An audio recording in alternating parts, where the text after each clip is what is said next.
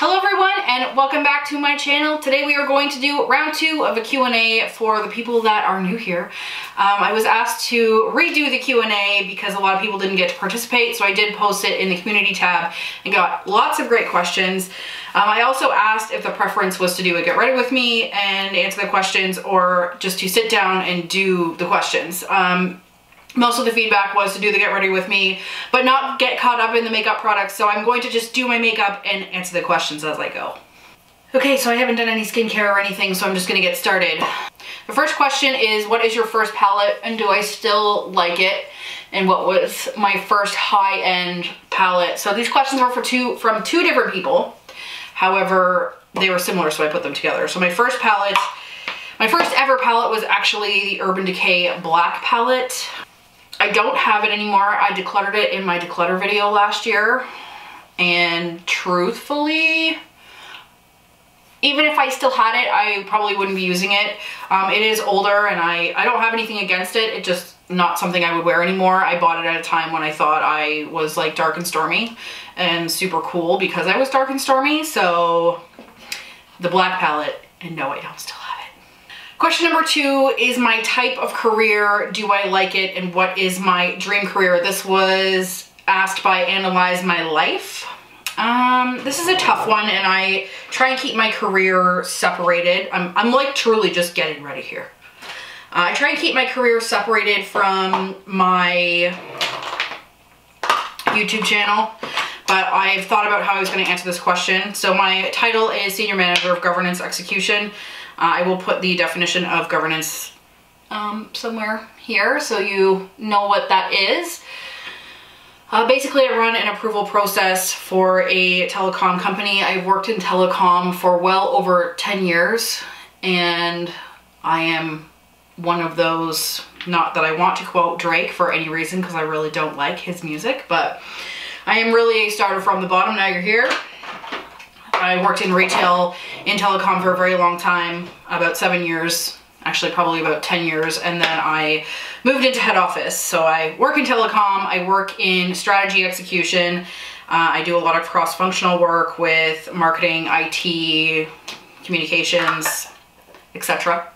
And we get our corporate strategy basically out into the market. Do I like it? Yes, it has its challenges. There's not, everybody has bad days at work, so I will say that. I like my company and I really love my team and the people I work with on a daily basis. I've met some of my best friends at work, and like I really feel like that's not something you can ever complain about. It's hard to meet people, especially when you're older, so it's really important to have a good work-life balance and a good working relationship with the people that you work with. My dream job, probably to be able to do YouTube full-time or work with animals in some way. I would love to do YouTube full-time. I would love to write full-time. I have a blog as well, which when I'm doing YouTube heavily, I have to let the blog kind of drop off because I work a lot. I'm at work probably more than 12 hours a day, if I'm being totally honest.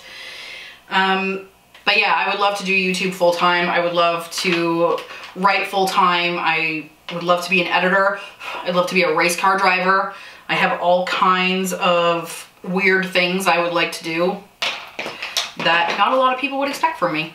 The biggest positive I find with my job is I can kind of interact with a lot of leadership and a lot of great mentors. I've had a lot of amazing mentors over the years. I have an amazing boss. I love him dearly. And there's just like the ability to work with so many masters of industry is really amazing to me. You learn a lot if you are willing to listen to what other people say and emulate how other people act in certain situations. So I find that super interesting. Question number 3. So I actually had a ton of people ask about the dogs. So I'm going to insert some footage here of kind of the day in the life of me and my dogs. So the main questions were, do we have any pets? And yes, we do. We have 2, Diesel and Athena. Thought I might as well just take some footage about what it's really like with these guys. So I'm just gonna go to my backyard on Saturday morning and try and figure out where they are. I don't have a backyard, I have more of a side yard. There's one spotted in the bushes. Come here, babe. She likes to be a creep in the trees, which means Diesel is probably somewhere doing something bad. Diesel! Oh, there he is. Hey, buddy. This one is a snow puppy. He really likes the snow.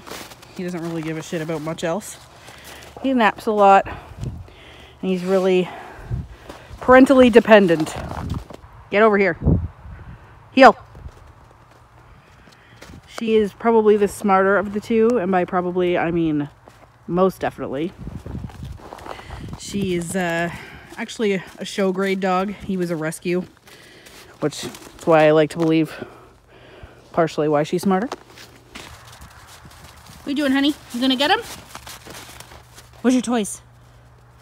Go get your toys. Get them. This one's quite the character with her toys. She really likes to run around like a hooligan and wrestle. Hi, babe. Give me that. Give me that tiger. Kill it. Kill the tiger. Get it. Get it. I was like, here, Mom, have this half-frozen stuffy. Dina. Hey.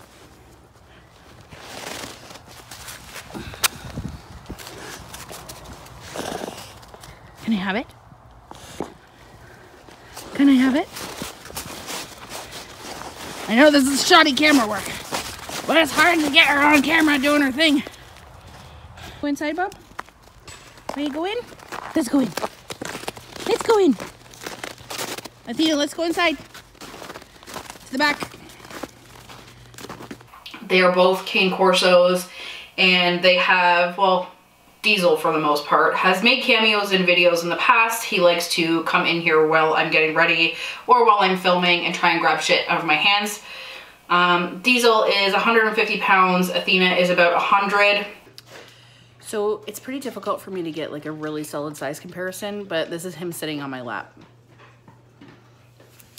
I am not a small female. And they're both very large. They were, what were the specifics you guys want to know? How they came in my life. So Athena actually came in my life when our boxer died. We had a boxer who got cancer fairly suddenly about 5 years ago. And he was in his mouth, he had a bad tumor, he passed away. I took it very badly, I took it very hard. Clearly, I still can't really talk about it.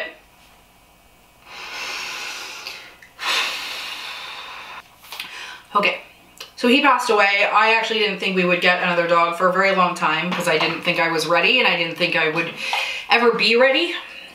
This is a tough topic for me.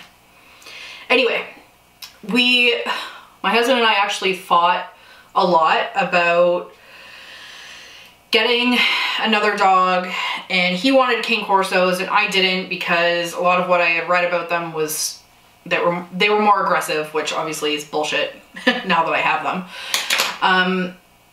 Anyway, long story short, I started to feel really empty after about a month of not coming home to a dog because I had a dog in my life since I was about 10 years old and I'm 33 now. But I truly saw this breeder who was really wonderful. She was so easy to work with. She was really wonderful. She is no longer breeding, actually. She has fallen ill a few years ago. Anyway, so we ended up going to this farm where this breeder was. They were really wonderful to work with. We picked out Athena. I actually picked her because she was the biggest asshole in the world. I actually have a video of us going to visit them, or visit her, sorry, and shows how ridiculous she was when she was very small. She's still very similar. Diesel, on the other hand, was what we like to call our unplanned pregnancy. Athena was Athena was a dog that we went and picked out. We waited like a month for. We were back and forth with the breeder. We had home visits. We had to do all this stuff, which I love. That was actually great in my opinion. But Diesel, I was just feeling like I wanted a second dog. And again, Rick and I started to argue about having a second dog and whether we had the space for it, which we didn't. I was still driving a sports car at the time, so if I had to go anywhere with 2 dogs, I couldn't if Rick had the truck. So I basically said, all right, fine, I'll make you a deal. This was in, I think, January. I will put our names back on our breeders list for the spring, and if they have a puppy that we like, we will consider it. So that was our deal. It wasn't like a guaranteed puppy in the slightest. It was not a guaranteed puppy in the slightest, but we were on the right path. So that was probably on, I think that was on a Thursday. On the Friday, he sends me this picture of this little gray and white puppy on Kijiji and basically says, this guy's pretty cute. I'm like, yeah, he's super cute. And I don't really think anything of it. Then he comes in the house and he shows me a video of this little puppy on YouTube saying, again, how super cute he is. So I'm like, I thought we weren't ready for this. Fast forward 2 days and he comes back upstairs and he's like, oh, I definitely talked to the owners of this puppy. His background is basically somebody adopted him, then brought him back because their bulldog was bullying him. I'm like, oh, that's really sad. And he's like, okay, well, maybe we should talk to these guys. And like, I don't want you to get excited because like, we're just finding out. So I'm like, okay, you're the one chasing this dog down, not me. So long story short, I'm at work on the Monday. Keep in mind, this discussion has only started to happen from like Thursday. It's been like 4 days. And he basically tells me like, well, they're coming, so you need to come home because you have to meet this puppy. And I'm like, holy shit, like, okay. So I leave work. On my way home from work, he calls me, tells me not to be excited, like not to get excited because like, it's just a home visit and we may not be doing anything with this. And I'm like, okay, well, you're driving this, not me. So obviously, because I'm me and I love animals, I am getting excited. And then he calls me back again on my way home from work and tells me to get the money that they want for this dog, you know, just in case. I get home, they show up like 20 minutes later and they pull up in their van. This little dog falls out of their van and he's obviously friggin' adorable. And Rick falls in love with him immediately. Long story short, he doesn't leave with this family. And we end up with a second dog. We had nothing ready for him in any way. I still had my sports car. We still had a property that was too small. We had no extra leash, no extra bowls, nothing. Athena was like, who is this little brother and why is he here? Why is he such a little twerp? I can talk about this forever, but we're gonna move on from this. Athena, her name came from the fact that we've named all of our dogs, or I have named all of my dogs after Greek gods or goddesses, or any kind of god or goddess really. So I've had Aurora, Akira, Apollo, Athena, and Diesel was named just for the fact that he's like a freaking truck. He is truthfully like a truck, so his name is Diesel. Question number 4 is my makeup storage and how I came up with my channel name, and that came from Amanda. So for makeup storage, I like a lot of the Sunny Cosmetics stuff. They are, I believe they're in the UK. If they're not in the UK, I'll correct myself.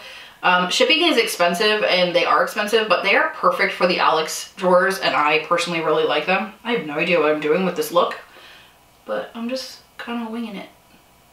And how did I come up with my channel name?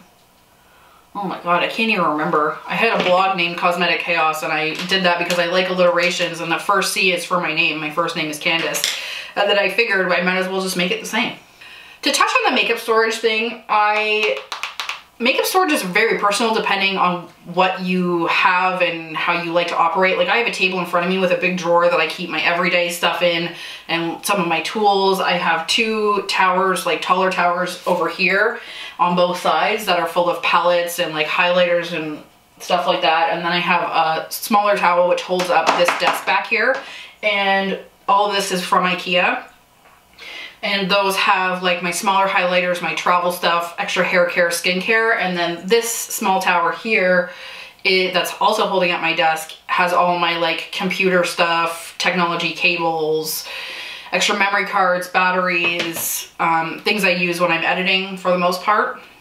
Question number 5, how does my husband feel about YouTube and does he plan to be on any videos? I've actually done the husband tag, which I will put down below for your viewing pleasure. He was really not ready to do that tag, but that's all right. I am not planning on having him in any future videos. He has been slightly standoffish of filming lately, which is fine. I don't think he loved the experience the first time. Like, he had a good time doing the video, but I don't think he would do it again.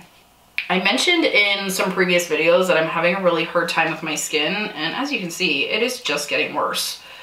And that's a little bit frustrating. I never used to get these like active pimples, and now they're everywhere.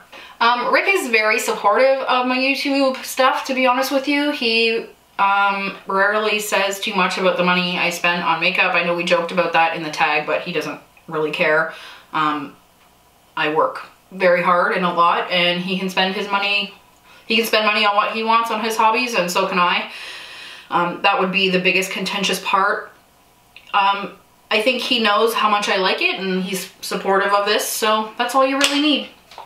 We are not that couple that dictates what the other person can and can't do. We just don't. I'm not going to say we don't care, because I don't think that's accurate, but if there's stuff that you want to do, then you should do it.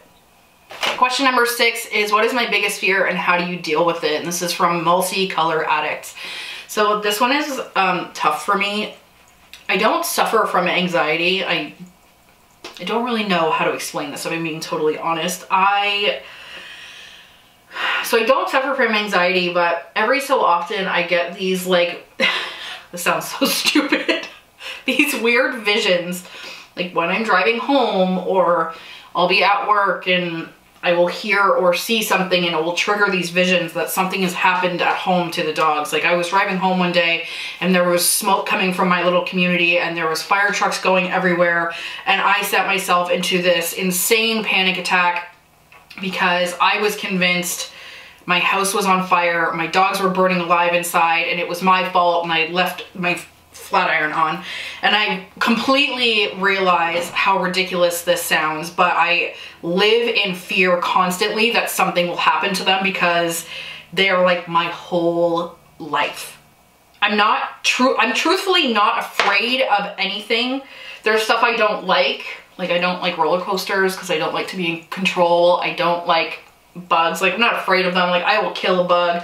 I will like get rid of a mouse. Like, I'm not bothered by that kind of stuff. These eyes look horrific. We're gonna have to fix that up. But yeah, like, I'm not afraid of heights. Fear is very relative for me. Like, being afraid of something is not logical. Therefore, my brain doesn't really activate whatever it is that causes fear. There's things that make me uncomfortable, but I'm not afraid of them. Just my irrational fear that, like, my dogs are gonna fall through the ice in the pond and drowned in the 5 seconds that I put them out and I'm not paying attention or something like that. I don't have a way to deal with it. I had a nightmare last night that Apollo, our boxer that I just spoke about, fell into some water, and while Diesel was trying to save him, they both drowned, and for some reason I was in my dream completely frozen and couldn't help them, and I woke up and I was so upset, and like, this is the stuff that drives my dreams. Like, what is that? Question number 7 is, do I have a library? And this question came from Iwakali. I don't think I'm pronouncing that right, so sorry about that. But I don't have a library per se. I have a fairly significant bookshelf. When we moved into this house 2 years ago, I had 2 massive bookshelves, and I got rid of a lot of books before we moved because I just knew they were stuff I was not going to read again or didn't need or want. But yes, I do. I enjoy reading quite a bit. I used to read a lot more than I do now because I obviously am dealing with YouTube, among other things. Face is so red. Question number 8 is something else I collect. I love the people that actually put like multiple questions into their stuff. Something else I collect. Planner supplies, if I'm being honest. I really have a ton of planner supplies, lots of washi tape, stickers. I do a bullet journal now where I do a lot of drawing. So I have tons of like pens and washi tapes and design stickers, and a bullet journal is somewhere in between a planner and a journal and a scrapbook. So I have lots of things in support of that. All three of these questions came from Crystal. Have I always lived in the same spot? I've always lived in the greater Toronto area. I've always lived within like 1.5 driving hours of Toronto. I will say that. I moved around Durham region a bit. Why is my skin so red? Oh my God. What are 2 bucket list items? This is also from Crystal. I would really like to go to Rome, if I'm being truthful. I would also really like to, at some point, be able to do senior foster of animals. So basically what that is like palliative care for animals. It will be very hard on me, but I'm sure living in a shelter while you're dying and living in a cage and having nobody love you as you're dying is probably more difficult. So I would like to be able to do that at some point in my life. That's probably what I will do in my retirement. I can't foster now because my dogs don't get along with other dogs for the most part. There's only a few that they will tolerate, which is our fault. When they were younger, Diesel had an altercation with another dog, and then we just kind of nipped socialization in the bud for him because he was so big. He could really hurt someone. He super loves people, and he super loves the dogs that he likes and that have been in his life since he was little, but new dogs put him on the defensive, especially of me. Question number 9 is basically all there is to know about me and my gym life and my workouts. So I have taken some clips of my gym downstairs to put in here to share with you guys. We have a home gym. We also have a gym in my office, so I use both of those. So I always work out Saturdays and Sundays at home for sure, and then I work out at work throughout the week. But I'm going to give you a little tour of my home gym and kind of what's up here. I always start by having a pre-workout. I know that not everybody believes in this stuff, but I really like this one. It works really well for me. I feel like, because I don't sleep very much, if I don't have a pre-workout, I have a really hard time getting going in my gym routine. My definite biggest challenge of working out at home is these guys, because they definitely jump all over me every single time I get in the gym. This is our home gym. That door there is just another spare room. And on the other side, we have kind of like an arcade type setup with a pinball machine, an arcade, and a foosball table. One of the things I like most about this gym is the people that own the house before us actually had a mirror installed, which is the entire wall. That's the dog's playroom. It's always a mess. I can't deal with it. Yeah, so we really like the mirrors. They're floor to ceiling on this one wall. We have a TV up there, treadmill, free weights. This is like a squat machine. It has all of the pulleys and twillies to get your swole on. This is a new piece we picked up for legs because we had insufficient leg equipment other than this Smith machine. So yeah, I actually think our gym is pretty solid. I prefer to work out at a gym only because the dogs are very distracting when they're here. There's a lot of this going on. In their playroom, we kind of gave up trying to keep it clean because they just murder toys and leave all their fluff and trails down here. But this is where I spend a lot of my time on the weekends, and my husband also uses all this equipment as well. Excuse me, sir. Diesel. What is this? What is this you're chewing on? What is this you're chewing on? Should you have that? I'm going to take this while I'm actually on the treadmill while I have a second, and then I'm going to stop filming so I can really get into it. Things that are important at the gym: reps, form, weight, cardio. Not how you look, not the equipment that you have. Basically, just getting it right. You don't have to look cute. You don't have to do anything like that. I go to the gym and I look like this, even at the gym, not just at home. Hair is probably dirty, no makeup, and it's about your heart rate and actually working out. Not picking up dudes, not going there to chat. You go, you get your shit done, and get out. I prefer weight training to anything else. I don't like CrossFit. I think it doesn't work for me. I work out, I try to work out at least 3 days a week. I used to work out 7, if I'm being honest. I used to play soccer. I was in a very bad car accident when I was really working out a lot. And I actually was not, I don't want to say significantly hurt, because I don't feel like significantly hurt was accurate, but I still have some problems from that car accident. I had somebody pull out in front of me while I was driving down the street, and I unfortunately T-boned them. Nobody was hurt. I had some issues with my back and my knees after, and in consequence my hips were misaligned, and now I have just like sort of chronic pain. I really don't like to complain about it because I know there's so many people that are much worse off, but it's part of the reason I am no longer super fit, and I cannot go nearly as hard in the gym as I would like to. It really hurts my knees to do squats, to do lunges. There's lots of things I can do instead, but truly I know that I'm not, and I could do better. But yeah, weightlifting, some cardio. I like heavy weights. I don't like 15 reps of 8 pounds. I want to do like 6 to 10 reps of like 25 pounds. I've always been into fitness and sports. I was never that girl that was like, a lot of my hobbies don't match who I really am as a person, which is kind of funny. I was never the girl to be like, oh, I'm so pretty at the gym. Like, I always look like shit at the gym. I always look like I'm grunting and making ugly noises, and like I'm not there to like talk to the meatheads and whatever. I was better at working out at a gym than I was at home, for sure, and I miss my old gym where I used to live. It made me way more effective, I mean, truthful. But as I get older, the less I care about how I look physically and more about how I feel, and that's really all it comes down to. My favorite movie genre or music? My favorite movie genre is probably comedy. I really like to laugh, and I like hilarity a lot. I like to make people laugh. It's something that kind of runs in my family, to be honest. I've always really liked it. And my favorite music is pretty much everything. There's not a lot I don't like. I do feel like I don't like new rap or whatever we're calling it. The stuff that's like how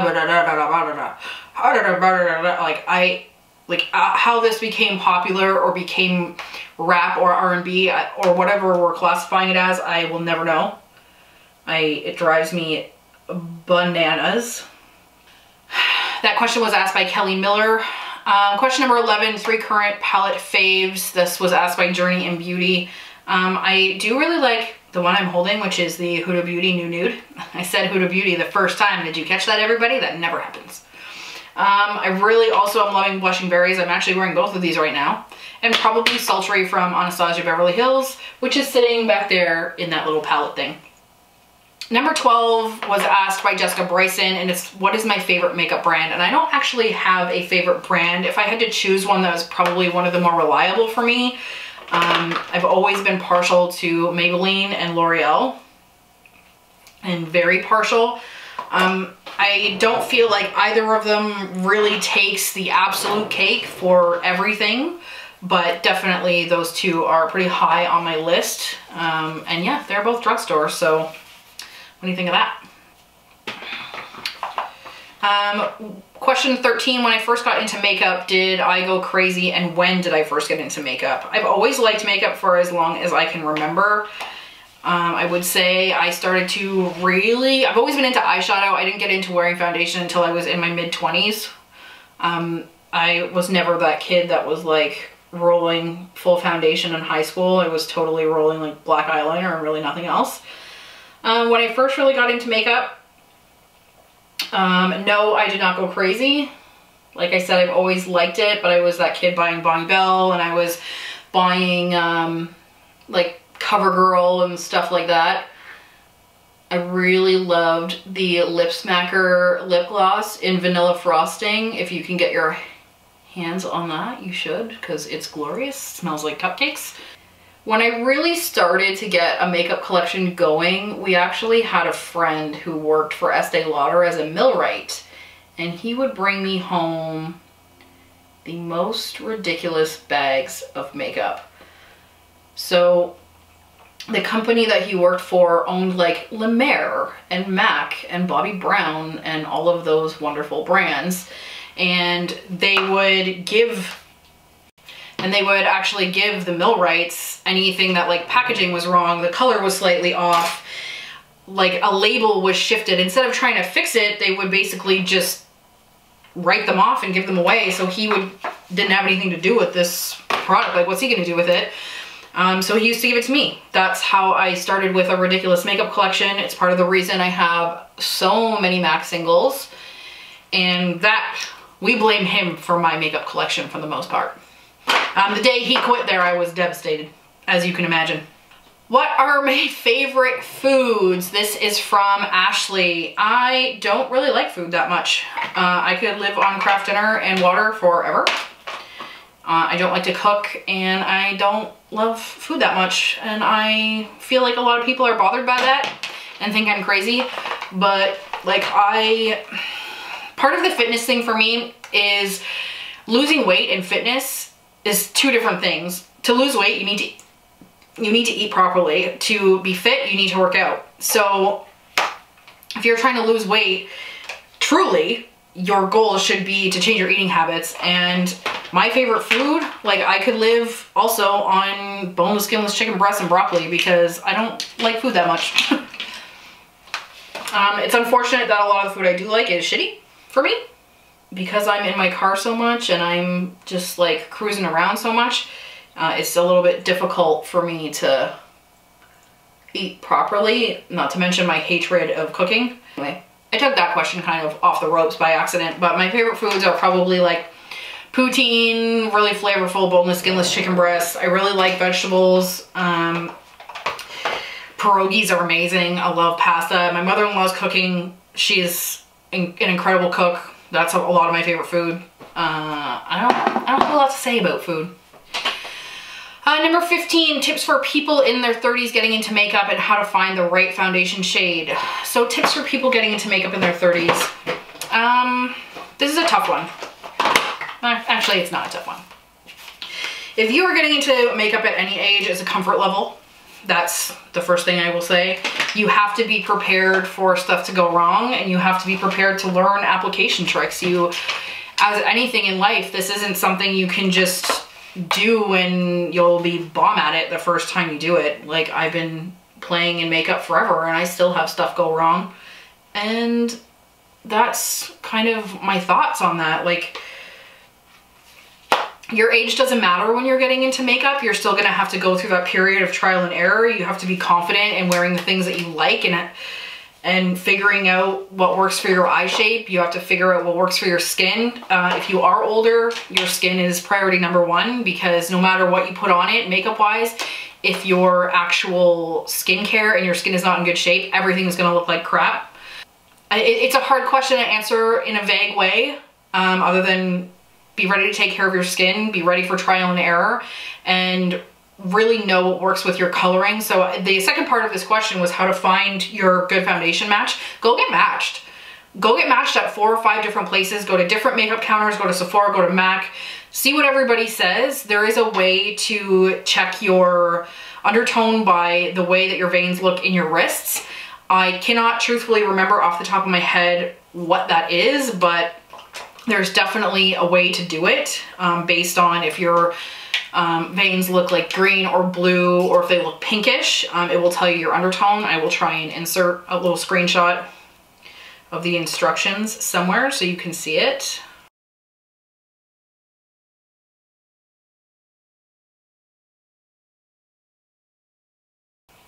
There are a few questions that I was asked that I have chosen not to answer because I will do videos on the actual topic themselves. So if you feel like I haven't answered your question, that's probably why. I did take down all the questions other than the ones I was going to do specific videos on. So please keep that in mind. If you are new here, thank you for coming and visiting with us. I am so happy to have you. I was like really pleased with how many people asked questions and the different array of questions. I also really appreciate how many people wanted to know about my dogs, because they are like truly the love of my damn life. I'm like, if you got pictures of your dogs and you want to tag me on Instagram, do it. I love it. Today is one of those days where my makeup was kind of all over the place and it didn't end up looking that bad. I'm also really big on like just making whatever colors work, man. There's no rules.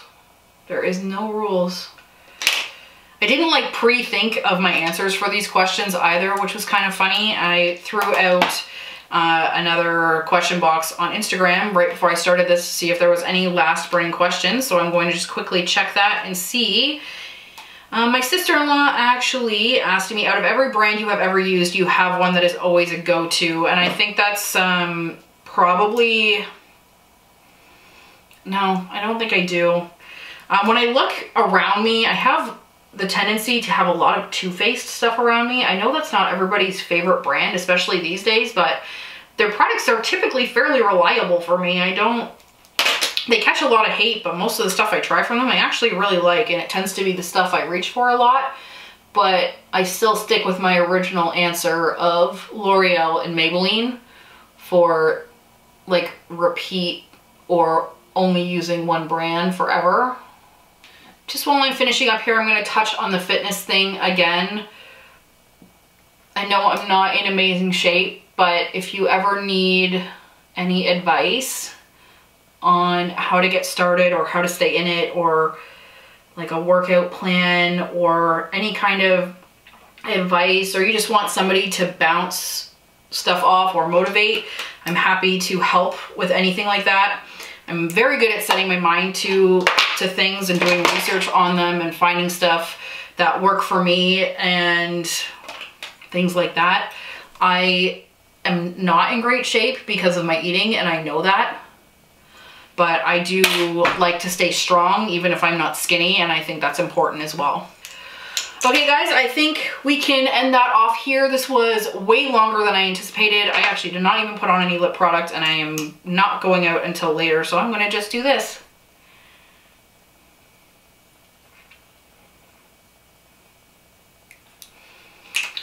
Okay guys, thanks so much for participating in this Q&A and this get ready with me. It was a little all over the place, but that's kind of how I like it. And if you're not here for me for that, then you are in the wrong spot.